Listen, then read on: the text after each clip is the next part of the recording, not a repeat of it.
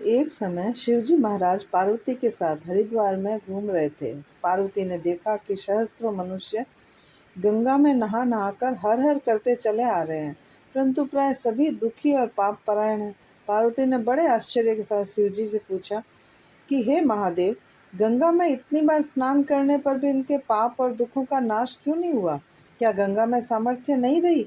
शिवजी ने कहा, प्रिय, गंगा में तो वही सामर्थ्य है, परंतु इन लोगों ने पाप नाशिनी गंगा में स्नान ही नहीं किया, तब इन्हें लाभ कैसे होगा? पार्वती ने आश्चर्य से कहा कि स्नान कैसे नहीं किया? सभी तो नहा नहा कर आ रहे हैं, अभी तक तो इनके शरीर भी नहीं सूखे हैं। शिवजी ने कहा, ये केवल जल में डुबकी लगाकर आ रहे हैं, तुम्हें कल इसका रहस्य समझाऊंगा। दूसरे दिन बड़े जोर की बरसात होने लगी। गलियां कीचड़ से भर गई। एक चौड़े रास्ते में एक गहरा गड्ढा था, चारों ओर लपटीला कीचड़ भरा हुआ था। शिवजी ने लीला से ही वृद्ध रूप धारण कर लिया और दीन विवश की तरह गड्ढे में जाकर ऐसे पड़ गए जैसे कोई मनुष्य चलता चलता गड्ढे में गिर गया हो और निकलने की चेष्टा करने पर भी वह निकल नहीं सक रहा हो।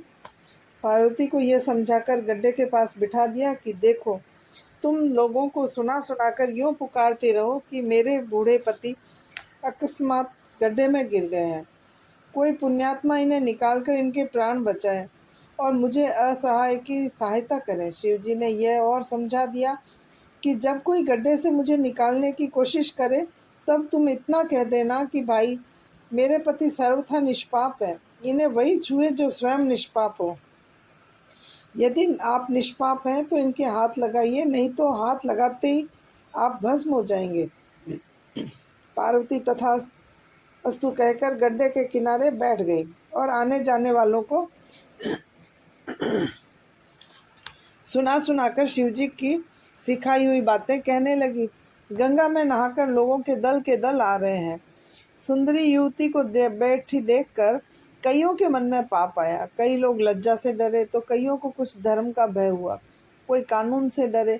कुछ लोगों ने तो पार्वती को यह भी कह दिया कि मरने दे इस बुढ़े को, क्यों इसके पीछे रोती है। पर कुछ दयालु सच्चरित्र पुरुष थे जिन्होंने करुणावश युवती के पति को निकालना चाहा, परंतु पार्वती के वचन सुनकर वे भी रुक गए। उन्होंने सोचा कि हम गंगा में नहाकर आए हैं तो क्या हुआ, पापी तो है ही, कहीं होम करते हाथ न जल जाए। बूढ़े को निकालने के जाकर इस स्त्री के कहे अनुसार हम स्वयं भस्म न हो जाए। सो इसीलिए किसी का भी साहस नहीं हुआ। सैकड़ों आए, सैकड़ों ने पूछा और चले गए। संध्या हो गई।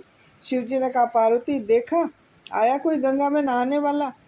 थोड़ी देर बाद एक जवान हाथ में लोटा लिए हर हर करता हुआ निकला। पार्वती ने उससे भी वही बात कही। युवक का हृदय करुणा से भर आया। उसने शिवजी को निकालने की तैयारी की।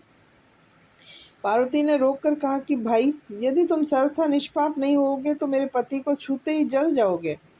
उसने उसी समय बिना किसी संकोच के दृढ़ निश्चय के साथ पार्वती से कहा कि हे माता, मेरे निष्पाप होने में आपको संदेह क्यों हो रहा है? देखती नहीं है आप, मैं अभी अभी गंगा से नहाकर आया हूँ। भला गंगा में गोता लगाने के बाद भी कोई पापी रहता है? आपके पति को निकालता हूँ मैं अभी। युवक ने लपक कर बुढ़े को ऊपर उठा लिया। शिवजी और पार्वती जी ने उसे अधिकारी समझकर अपना असली रूप प्रकट कर उसे दर्शन दिए और शिवजी ने पार्वती से कहा कि इतने लोगों में सिर्फ एक ने ही गंगा स्नान किया है।